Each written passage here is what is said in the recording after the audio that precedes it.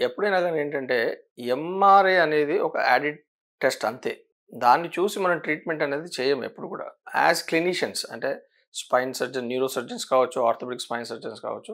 మేము శారీరకంగా పరీక్ష చేయడం అంటే క్లినికల్ ఎగ్జామినేషన్ చేసినప్పుడు మనకి ఏవైతే వివరాలు దాని ద్వారా మనం తెలుసుకుంటామో దాన్ని కరాబొరేట్ చేస్తూ ఈ ఎంఆర్ఐ ఫైండింగ్ గనుక ఉంటేనే దానికి యాక్సెప్టెన్స్, దానికి ఒక వాల్యూ. అదర్‌వైజ్ దాన్ని మేము పెద్దగా పట్టించుకోము. ఎందుకంటే ఎంఆర్ఐలో ఇప్పుడు ఫర్ ఎగ్జాంపుల్ రోడ్డు మీద ఒక 100 మంది వెళ్తున్నారు. ఆ 100 మందిని తీసి పేషెంట్స్ కూడా కాదు, నార్మల్ పీపుల్.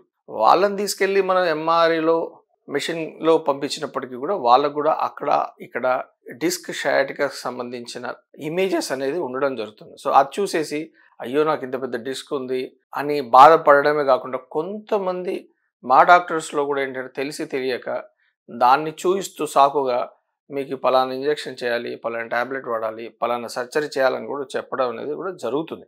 బట్ వాస్తవంగా చెప్పాలంటే ఫర్ ఎగ్జాంపుల్ ఇప్పుడు 4 నంబర్ L4, L5 డిస్క్ లేదా L5, S1 డిస్క్ ఉన్నప్పుడు దానికి సంబంధించిన కొన్ని లక్షణాలు అంటే ఆ డిస్క్ ప్రెస్ చేస్తే ఏ నరం అయితే ప్రెస్ అవుతుందో ఫర్ ఎగ్జాంపుల్ L5, S1 అనుకుందాం. S1 నరం ప్రెస్ అయితే ఆ S1 నరము ఎక్కడెక్కడ కరెంట్ సప్లై చేస్తుందో అంటే మోటార్ సప్లై కావచ్చు, లేదంటే సెన్సర్ సప్లై కావచ్చు, ఏదైనా కావచ్చు.